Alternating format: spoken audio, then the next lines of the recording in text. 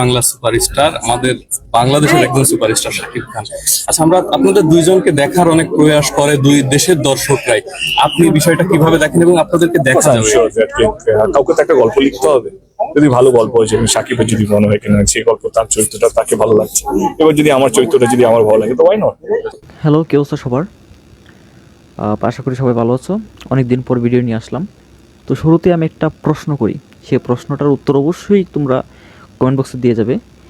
যে থাম্বনেল দেখে নিশ্চয়ই বুঝতে পেরেছো, সেটা হচ্ছে যে যদি কোনো দিন ভবিষ্যতে সামনে এরকম কোনো একটা সিনেমা হয় যেখানে দুই বাংলার দুই বিগ সুপারস্টার মেগাস্টার কাস্টিংয়ে রয়েছে, অর্থাৎ মনে করো বাংলাদেশের শাকিব খান এবং ওপার বাংলার দেব, শাকিব খান এবং দেব, এই দুইজনের কম্বিনেশনে যদি কোনো সিনেমা আসে, সেটা বক্স অফিসে ঠিক কতটুক তাণ্ডব চালাতে পারবে, এই ছোট্ট একটা বিষয় তোমরা শুধু কমেন্ট বক্সে বলে যাবে।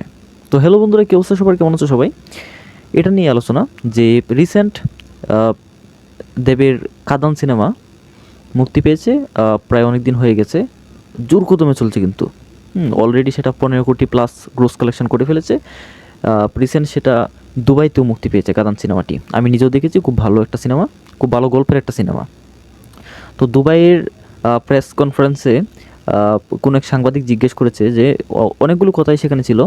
তো যেটা উঠে এসেছে বর্তমানে সেটা হচ্ছে যে সাংবাদিক একটা সময় জিজ্ঞেস করছে দেবকে যে বাংলাদেশের মেগাস্টারের সাথে অর্থাৎ শাকিব খানের সাথে যদি কোনো সিনেমায় তিনি কাজ করতে চান কি না, এরকম একটা প্রশ্ন করেছেন সাংবাদিক। সেটার উত্তর দেব খুব সুন্দরভাবে দিয়েছেন। বলেছেন যে সেটার জন্য কোনো একটা রাইটারের প্রয়োজন, কোনো রাইটার যদি তাদের দুজনকে নিয়ে সেরকমভাবে লিখে, হ্যাঁ, যেখানে দেবের কাছে দেবের চরিত্রটা পারফেক্ট মনে হবে, শাকিব খানের কাছে শাকিব খানের চরিত্রটা পারফেক্ট মনে হবে, তবে তারা করতে রাজি। বন্ধুরা, দেব খুব পজিটিভ মাইন্ড থেকেই কথাটা কিন্তু বলেছে। সত্যি যদি কোনো রাইটার তাদের দুজনকে ভেবে একটা গল্প লিখে, যেখানে শাকিব খানের গল্পটাও খুব ইম্পর্ট্যান্ট, চরিত্রটাও খুব ইম্পর্ট্যান্ট, প্লাস দেবের চরিত্রটাও ইম্পর্ট্যান্ট, এবং দুজনেই চরিত্রটা সম্পর্কে আগ্রহী এবং পছন্দ হয়েছে, তবে সেটা সম্ভব।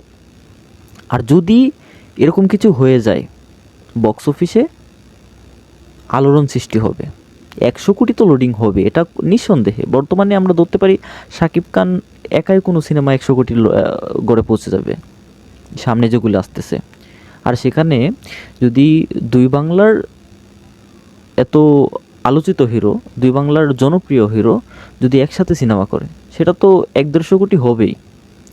বাংলাদেশে শাকিব খানেরও নাম ডাক আছে, দেবেরও নাম ডাক আছে, ওপার বাংলাতেও মনে করেন যে দেবের পাশাপাশি শাকিব খানের সিনেমাও চলবে। আর দুজন যদি একসাথে আসে, সেটা তো কোনো কথাই নাই। তো আমি বেসিক্যালি মন থেকে চাই, বাংলাদেশের মেগাস্টার শাকিব খান আমার খুব ফেভারিট, ওপর বাংলার দেবও আমার খুব ফেভারিট। আমার এই দুই ফেভারিট হিরো যদি একসাথে আসে, এই মুহূর্তে বক্স অফিসে তাণ্ডব চালানোর জন্য বড় বড় স্টারদের মাল্টিকাস্টিং খুব জরুরি, খুব খুব খুব। বাংলাতে মাল্টিকাস্টিং জিনিসটা খুব কম হয়, সেটা হতে পারে প্রডিউসারের কারণে, হ্যাঁ, বাজেটের কারণেই হতে পারে। তো যাই হোক, যদি আমরা সামনে এরকম কোনো দেখতে পাই যে শাকিব খান এবং দেব একসাথে আসছে, কোনো রাইটার যদি সত্যি তাদেরকে নিয়ে লিখে, কোনো প্রডিউসার পরিচালক যদি তাদের নিয়ে ভাবে, অবশ্যই আমরা সামনে কিছু দেখতে পারবো।